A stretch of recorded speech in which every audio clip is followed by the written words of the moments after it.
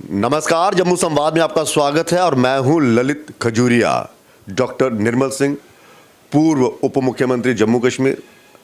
अब देखना यह है कि जो सियासत है जम्मू कश्मीर की वो किस तरफ करवट बदल रही है।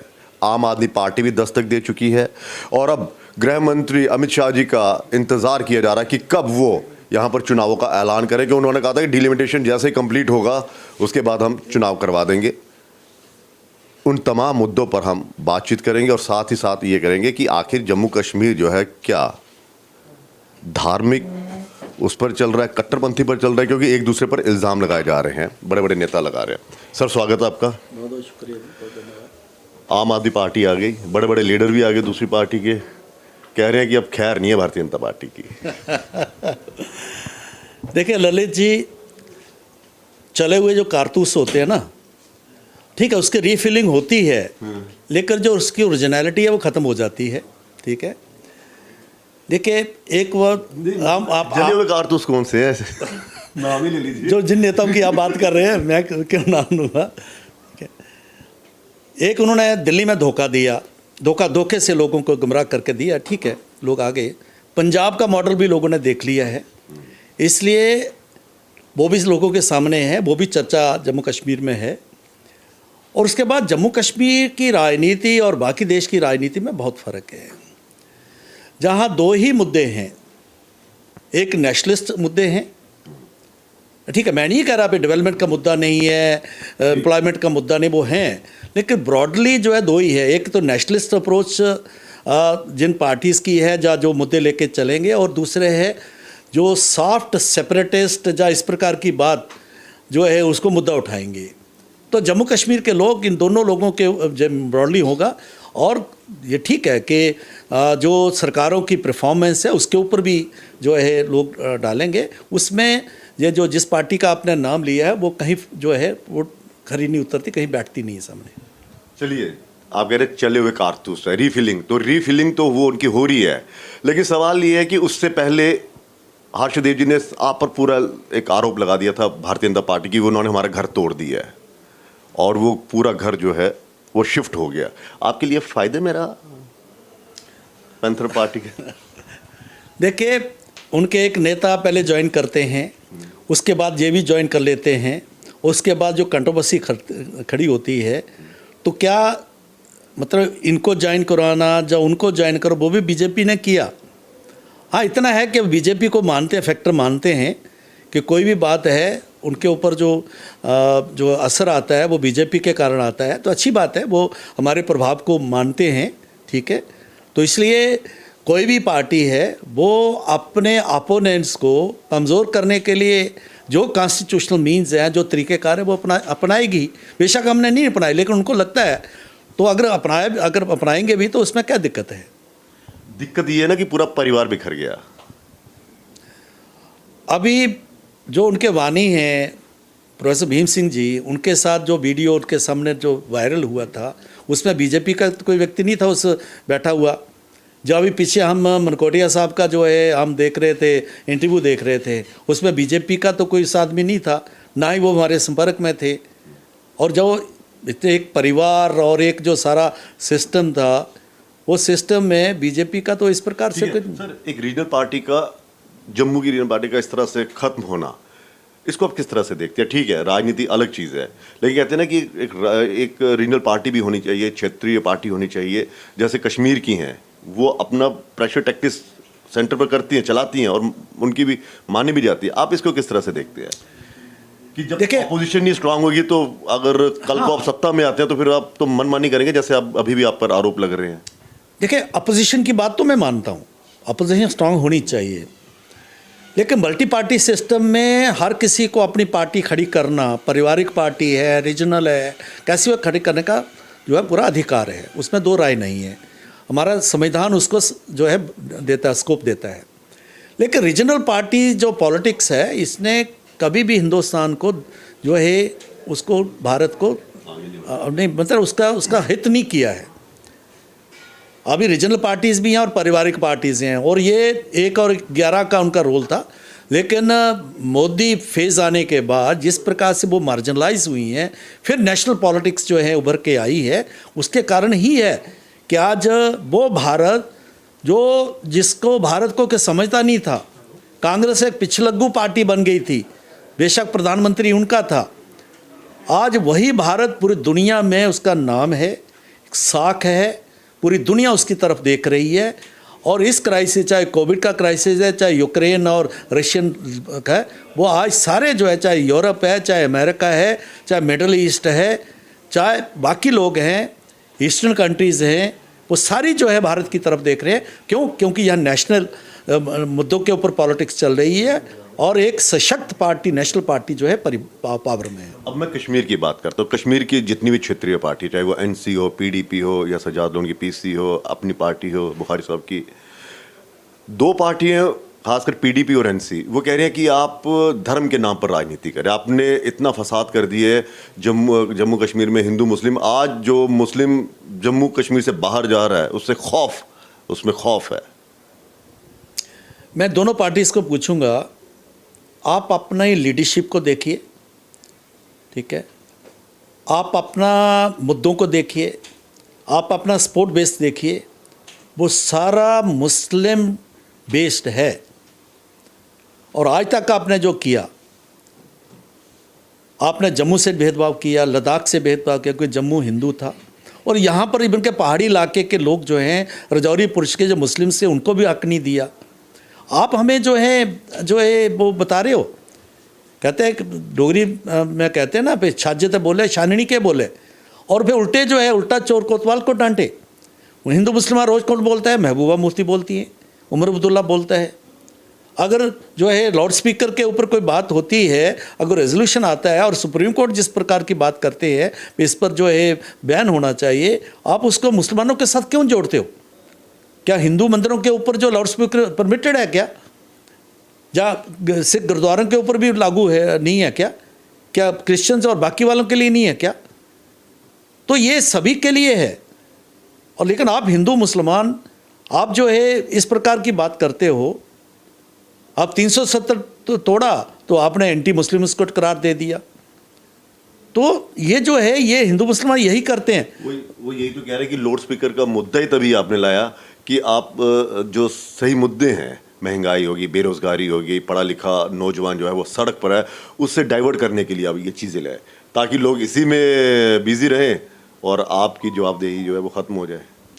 देखिए, ये जो मुद्दा उठा कहाँ से?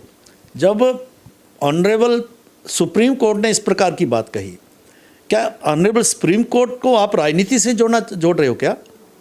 उसके बाद ये मुद्दा उठा है, ठीक है। तो इसलिए, और ये जेन्युइन मुद्दा ऐसा था जिसमें कि हर किसी ने इसको जो है इसका वेलकम किया है, क्योंकि लोग बीमार हैं, बुज़ुर्ग हैं, बच्चों की पढ़ाई है, हॉस्पिटल्स हैं, और जिस प्रकार से जो है, ठीक है, आप जो है पूजा करिए, इबादत करिए, जो मर्जी करिए, लेकिन अंदर बैठ के करिए। हाँ, अगर कोई स्पेशल ओकेजन है, बड़े कोई फंक्शन है, आप मैजिस्ट्रेट की परमिशन से आप चला सकते हैं, एक लिमिटेड पीरियड के लिए चला सकते हैं। तो इसमें ये कानून, ये जो है सभी के हित की बात है, तो इसमें हिंदू मुसलमान कहाँ हो गया जिसके साथ आप जोड़े? क्योंकि आपने तो हर चीज़ को हिंदू मुसलमान करना है। अगर टेररिस्ट मारा जाएगा तो ये कहेंगे मुसलमान मरेगा, दूसरी तरफ कहेंगे टेररिस्ट का कोई धर्म मजहब नहीं होता।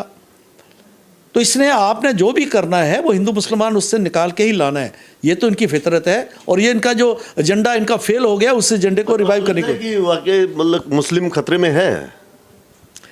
देखो, जितना सिक्योर्ड मुस्लिम भारत में है, जितनी उसको लिबर्टी यहाँ पर है, कहीं नहीं है। अफगानिस्तान में देख लो आप जाके, सीरिया में देख लो आप जाके, पाकिस्तान में देख लो आप जाके, पाकिस्तान ही है। अब कहीं भी चले, मुस्लिम कंट्रीज़ में चले जाओ, ठीक है। तो जितनी सिक्योरिटी और जितना जो है पूरा उनको अधिकार मिलता है, वो भारत में मिलता है। अब ये शाह नवाज जी हैं, हमारे नेता हैं, जो आजकल मंत्री है, यूनियन मिनिस्टर थे, वो कहते थे जो है भारत से अच्छा देश नहीं और हिंदू से ज़्यादा कोई अच्छा पड़ोसी नहीं, ये भाषणों में कहते थे वो। लेकिन जो आपके पड़ोसी हैं, मतलब कि हमारे वहाँ पे कश्मीर, वो तो फिर वही कह रहे हैं कि जितना खतरा भारतीय जनता पार्टी से इतना किसी से है ही नहीं है। चलिए मैं अगले सवाल पर आता हूँ। बेरोजगारी के बारे में कुछ सोचा है आपने कि रोजगार देंगे या सरकारी नौकरियों का लॉलीपॉप देते रहेंगे कि घुमाते रहेंगे सबको ऐसे? देखिए ललित जी, नौकरियां हैं, सरकारी नौकरियां जो है वो 4-5% से ज़्यादा कोई भी देश में कोई नहीं दे सकता। उसके लिए क्या है कि जो प्राइवेट सेक्टर है उसको जो है इनकरेज करना होता है। ठीक है, जम्मू कश्मीर में जो नहीं हुआ, ठीक है, आज जम्मू कश्मीर की सरकार, यूटी सरकार जो है वो बाहर से इन्वेस्टमेंट ला रही है और 70,000 करोड़ की इन्वेस्टमेंट आएगी, इस प्रकार की बात चल रही है और एमओयू भी साइन हो रहे हैं। आप देखा हमारे होम मिनिस्टर आए थे तब भी 500 करोड़ का तब हुआ था। इस प्रकार की कोशिश हो रही है। उसके लिए law and order, land loss को ठीक करना, लॉ एंड ऑर्डर को जो है जो प्रॉक्सी बार के ऊपर कर्व लगाना ताकि लोग जो आएँ और इसको सिक्योर्ड जोन मान के जहाँ पर आएँ, तो कोशिश हो रही है। एक बात। दूसरी बात है कि जो सरकारी नौकरियाँ हैं उनको जो खाली वैकेंसीज हैं उनको जो फिलअप करने के लिए भी प्रोसेस शुरू किया जाए। आपके सामने जो प्रोटेस्ट हुआ, ये हमारे खेल के जो आए थे, वो कह रहे हैं कि एक ऐसा ऑर्डर आया है जिसमें उन्होंने कहा कि जब यहाँ पे इनकी पोस्टें निकलेंगी तो ये इनको टर्मिनेट कर दिया जाएगा या इनको निकाल दिया जाएगा, फिर से ऐसे होगा। लेकिन आपके जो प्रधान हैं यहाँ जम्मू कश्मीर के, अरविंद रैना जी, उन्होंने कहा ये फेक ऑर्डर है। देखिए, जो लोग प्रोटेस्ट कर रहे थे क्योंकि ये मुद्दा 2014 से पहले का था। जब हमने सरकार में आए थे उससे पहले का मुद्दा था और मुद्दा ये था कि उस वक्त की सरकार ने लगभग 14 कैटेगरीज ऐसी थी जो बिना पोस्ट के लोगों को लगा दिया। वो तो अलग हाँ, नहीं मैं आपके देखो, आपके यहाँ से भी तो गलत बयान जाते हैं। सरकारी अफसर कह रहे हैं कि हम जब ये पोस्टें निकलेंगी उसके पहले तो हम ये नई सिरे से करेंगे। आपके प्रधान जी कह रहे हैं कि ये गलत है। कई ऐसे और भी ऐसे बयान आते हैं। देखिए ललित जी, मेरा मानना है, हमारा मानना है कि सिर्फ जो सरकारी जो वैकेंसीज उतनी तक ही नहीं रखा जाए, इसको जो है सब मैं बयान की बात कर रहा हूँ। इस बयान से तो सारा मतलब गलत संदेश आता है। नहीं, डेफिनेटली अध्यक्ष जी ने भी जो अपने आप को सिंपैथी प्रकट की है इनके साथ, तो उसके लिए हम कोशिश भी कर रहे हैं कि इनके जेन्यून जो डिमांड्स हैं, जो जेन्यून इनके जो क्लेम्स हैं और 20-20 सालों से बेचारे दरबदर हो रहे हैं, ठीक है, उसके साथ भारतीय जनता पार्टी है और अध्यक्ष ने भी यही का बात करी है। तो फिर बाकी जो है उनके लिए क्या सोचा है, जैसे बीएसएफ, सीआईएसएफ और भी जैसे? देखिए, जो मेरा व्यक्तिगत जो कहना है, देखिए जो बेल्ट फोर्सेस हैं उनकी रिक्रूटमेंट की एक पॉलिसी रहती है, उसमें पॉलिटिक्स नहीं होनी चाहिए, वो नहीं होगी, वो मानते भी नहीं है। ठीक है, तो इसलिए उसको ये जो सिस्टम है जो सिविल का है और उससे लग रखना चाहिए। आर्मी में कल हम कहेंगे कि इतना रिलैक्स कर दो, ये कर दो, इतने लोगों को भर्ती कर दो, वो बीजेपी नहीं कर सकती और करना भी नहीं चाहिए और कोई मानेगा भी नहीं। ठीक है, आप प्राइवेट सेक्टर की बात कर रहे थे, जाहिर सी बात है कि सरकारी नौकरी किसी को मिल नहीं सकती है। तो क्या किस तरह का ब्लूप्रिंट आपने तैयार किया है कि बाहर के कंट्रीज या फिर बाहरी राज्य के लोग जो हैं, इंडस्ट्रीज बड़े बड़े, वो यहाँ पर उद्योग लगाएं, यहाँ पर अपना बिजनेस स्टैब्लिश करें ताकि लोकल लोगों को रोजगार मिले? जी। लेकिन जो यहाँ पर बाहर की जो कंपनीज यहाँ पर आई हैं, वहाँ पर आप देखिए जो लोकल्स को इतना ज़्यादा रोजगार नहीं मिला। तो किस तरह से आप ये एक तैयार करेंगे रणनीति? देखिए, जैसे ये तो सही है कि सरकार ने जो है काफ़ी कोशिश की है, बाहर से इन्वेस्टमेंट है, कई प्रकार के ऐसे जो है समागम भी हुए, सम्मेलन हुए हैं और लोगों ने इन्वेस्ट करना, एमओयूज़ भी साइन हुए हैं। लैंड लॉस को भी ठीक किया है ताकि उनको लगे पे नहीं जी ऐसा नहीं है कि ज़मीन हवा में तो बनेगी नहीं कोई फैक्ट्री, तो उसके लिए भी कोशिश की जाए। जैसे मैंने कहा कि सिक्योरिटी सिनेरियो को ठीक करने की कोशिश हो रही है। हाँ, ये ठीक बात है कि जो बाहर से लोग आएंगे उन लोगों को जो है यहाँ के लोकल एम्प्लॉयमेंट एक वो है, एक बहुत बड़ा मुद्दा है एम्प्लॉयमेंट का। तो जिस प्रकार से अटल जी की सरकार थे, मुझे याद है कि तब जितने भी कॉन्ट्रैक्टर्स थे उनको कहा था कि काफ़ी हद तक जो है लोकल्स को यहाँ पर कम से कम जो नॉन टेक्निकल पोस्ट हैं, टेक्निकल पोस्ट के ऊपर तो ऊपर कंपटीशन होगा और जम्मू कश्मीर के अगर एलिजिबल कैंडिडेट हैं, अच्छे जो है कैपेबल है, उनको लगाया जाएगा। लेकिन कम से कम जो नॉन टेक्निकल चीज़ें हैं, सुपरवाइजरी जिसका रोल है या जिस प्रकार का एक्चुअल काम करने का जो रोल है उसमें लेना चाहिए। तो डेफिनेटली सरकार से हम ये करेंगे, पहले भी हमने किया था, इस बार इस प्रकार की बात की जाए, ये बहुत ही एक अहम मुद्दा है। जो आपने कहा कि जो ज़्यादा पढ़े लिखे नहीं है या जो नॉन टेक्निकल बंदे हैं, मुझे लगता है कि आपको लगता है कि एक ज़माना था जब आईटीआई की तरफ बच्चे जो थे वो तैयार होते थे। आज आप देखिए बाहरी राज्य के जितने भी जो लोग हैं वो सारा वो वाला धंधा कर रहे हैं। हमारे बच्चे जो हैं उनको इस तरह से प्रोत्साहित नहीं किया जा रहा कि आप इस तरह के काम सीखिए। तो मैं ये कह रहा हूँ कि इस तरह के आप लोगों को समझाने के लिए, युवाओं को आगे प्रेरित करने के लिए किस तरह से कदम उठाएंगे सर? देखिए एम्प्लॉयमेंट जो है, रोजगार जो है हाँ, बाहरी लोगों के पास चला गया। देखिए हमारे लोग जो है, युवा जो है वो है। देखिए ललित जी, हमारे नौजवानों को मतलब है अपने माइंडसेट में बदलाव लाना पड़ेगा, क्योंकि आज तक 72 सालों में 3 पीढ़ियों से हमें कहा है सरकारी नौकरी, पुलिस की नौकरी यही था, टीचर यही था, प्राइवेट सेक्टर की ये जो हमें तरफ बढ़ना पड़ेगा। और दूसरा जो कहना चाहिए सेल्फ एम्प्लॉयमेंट वाला, इस तरफ भी जाने की ज़रूरत है। शहरों में तो फिर भी लोग हैं, कोई ना कोई बिजनेस करते हैं, कोई फैक्ट्री लगाते हैं। गांवों में तो बिल्कुल बेचारे उनके पास कोई है ही नहीं है। उस तरफ भी बढ़ने की ज़रूरत है। और सरकार का ये स्किल्ड इंडियन आ रहा है, हाँ हाँ करना भी है, और किस प्रकार के कोई लोन्स उनको प्रोवाइड करना बाकी बना। उसमें हमने ये एक और दिक्कत देखी कि मार्केटिंग की कोई जो है प्रोविज़न नहीं है। लोग फैक्ट्री लगाएगा लेकिन वो बेचारा अपना जो प्रोडक्ट है कहाँ बेचेगा, उसका कोई स्कोप ही नहीं है। तो इसलिए आप खुद गांव से, हाँ जी जी, तो इसलिए उसको बहुत करने की ज़रूरत है। लेकिन मुझे लगता है कि अभी उस तरफ जो हमारे ब्यूरोक्रेट्स हैं, जो पॉलिसी मेकर, उस तो कम ध्यान कम है। हाँ, आपको लगता है कि अफसरशाही सही चल रही है जम्मू कश्मीर में? सरकार बनेगी वो ज़्यादा सही है या ब्यूरोक्रेट्स पर निर्भर रहना ज़्यादा सही है? देखो सर, अफसरशाही का एक माइंडसेट रहता है, वो पॉपुलर गवर्नमेंट जैसे नहीं होते, ठीक है। तो इसलिए उससे केवल कम्युनिकेशन में जरूर गैप आता है। ये जो है सर्वभेद जिसको कहते हैं वो है। इसलिए लोगों का कम से कम पॉलिटिकल आदमी के पास लोग जाएंगे, कम से कम उसकी तसल्ली हो जाएगी, काम होगा नहीं होगा बात की तसल्ली हो जाएगी। इसके कारण से थोड़ी जो है शायद आपको इल्म भी होगा, जानकारी भी रखते होंगे कि जम्मू कश्मीर को डेपुटेशंस ऑफिसर्स के ऊपर छोड़ दिया गया है, उनके हवाले कर दिया गया है। हमारे लोकल ऑफिसर्स पीछे रह गए, या जम्मू कश्मीर के कैडर के जो थे आईएएस वो पीछे हैं। बाहरी जो बड़े बड़े ऑफिसर्स हैं वो यहाँ पर आ रहे हैं और डेपुटेशंस पे आ रहे हैं। इस पर आप इतनी खामोशी क्यों अख्तियार रखते हैं? देखिए इसका दूसरा पक्ष भी है सोचने का। मैं एग्जैक्टली, क्योंकि मैं सरकार में नहीं हूँ, मुझे मालूम नहीं उनकी एफिशिएंसी। हो सकता है बेस्ट टैलेंट लाने के लिए ये कोशिश की जा रही हो। भाई जम्मू कश्मीर है एक बहुत बड़ा एक जो ऐसा है स्टेट है, तो बेस्ट टैलेंट ला के इसको जो है उसको ठीक करने की ज़रूरत मतलब कोशिश हो रही होगी। चलिए अब मैं फिर से राजनीति पे आता हूँ। सरकार किसकी बनेगी? भारतीय जनता पार्टी की। उधार के नेताओं पर चलेंगे क्या आप? आपके देखिए कितने बाहरी नेता यहाँ पे आ गए हैं। उधार के नेताओं के कंधों पर अब ये 50+ करेंगे या कि अपने लोकल कैडर्स को भी आगे बढ़ाएंगे?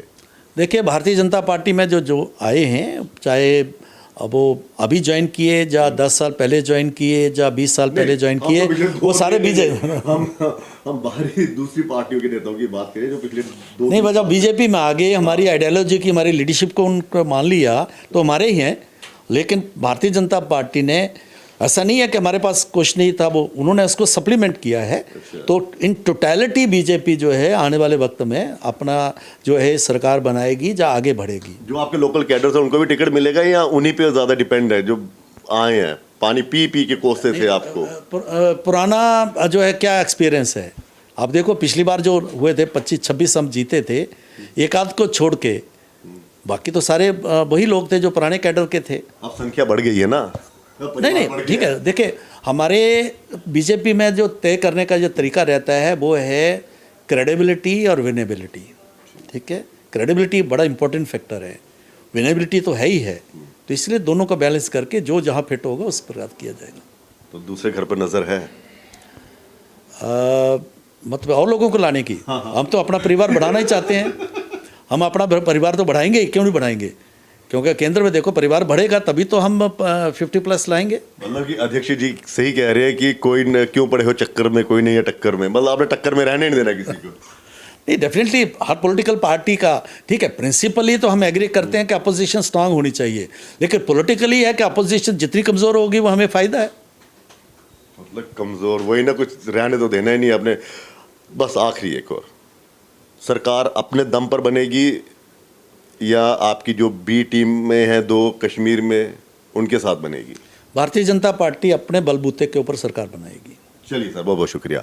तो भारतीय जनता पार्टी अपने दम पर सरकार बनाएगी, लेकिन हाँ इतना ज़रूर है कि निगाहें दूसरे घर पर भी हैं। जो कमज़ोर घर, जिसका दरवाज़ा खुला होगा, थोड़ा कमज़ोर होगा, वो भारतीय जनता पार्टी के लिए खुला हुआ है, क्योंकि अपोजिशन तो होनी चाहिए, लेकिन फ़ायदा भारतीय जनता पार्टी को और ज़्यादा होगा कि अगर अपोजिशन यहाँ पर रहेगी नहीं। आप देखिए कितने नेता यहाँ पर आ गए, वो अपना भविष्य तराशने के लिए यहाँ पर आए हैं, या फिर वाकई भारतीय जनता पार्टी की आइडियोलॉजी को समझकर यहाँ पर है। तो वक्त बताएगा, लेकिन इतना ज़रूर है कि बीजेपी जो है वो 24 घंटे जो है वो कह रहे हैं कि हम इलेक्शन मोड में रहते हैं, चुनाव जब भी हो जाए हम तैयार हैं। बहुत बहुत शुक्रिया सर।